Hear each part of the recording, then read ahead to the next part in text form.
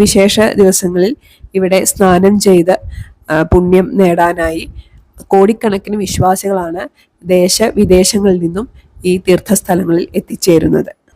ഈ സ്നാനത്തിന് തന്നെ ആദ്യം നാഗസന്യാസികളാണ് സ്നാനം നടത്തുക.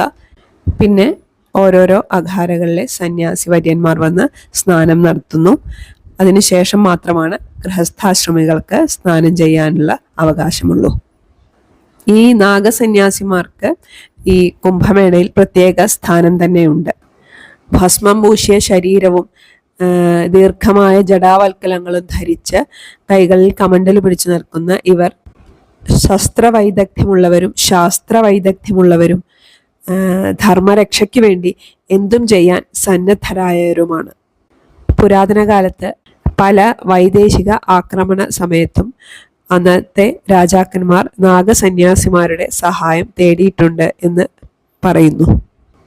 ഇങ്ങനെ രാഷ്ട്രരക്ഷയ്ക്കും ധർമ്മരക്ഷയ്ക്കും വേണ്ടി ഇവർ നൽകിയ ആ സഹയോഗിത്വത്തിന് ആദരിക്കാൻ വേണ്ടിയാണത്രേ ഷാഹി സ്നാൻ എന്ന ഈ ചടങ്ങ് ആരംഭിച്ചത്.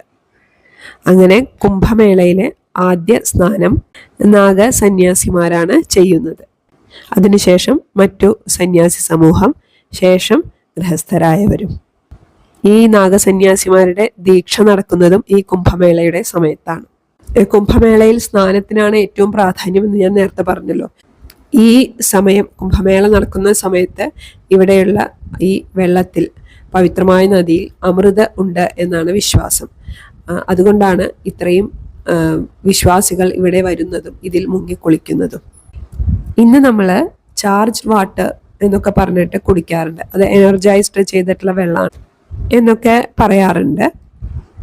ഏതാണ്ട് അതുപോലെ ഒന്ന് തന്നെയാണ് ഇവിടെ ഈ നദികളിലും നടക്കുന്നത്.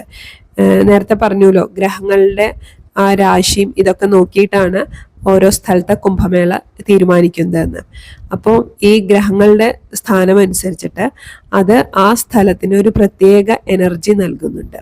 അപ്പോൾ അവിടെയുള്ള ആ നദിയിലെ വെള്ളം ആ എനർജി അബ്സോർബ് ചെയ്യും. ആ നദിയിലുള്ള സ്നാനം നമ്മളെ എനർജൈസ്ഡ് ആക്കുകയാണ് ചെയ്യുന്നത്.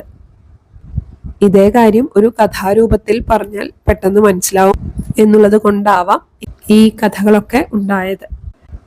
ആർഷ പാരമ്പര്യത്തിന്റെ സമാനതകളില്ലാത്ത ഈ ആത്മീയാനുഭൂതി ഇന്ന് ലോകശ്രദ്ധ ആകർഷിക്കുന്നു. ഗംഗാ യമുന സരസ്വതി സംഗമ ഭൂമിയായ പ്രയാഗ്രാജ് ഭാരതത്തിന്റെ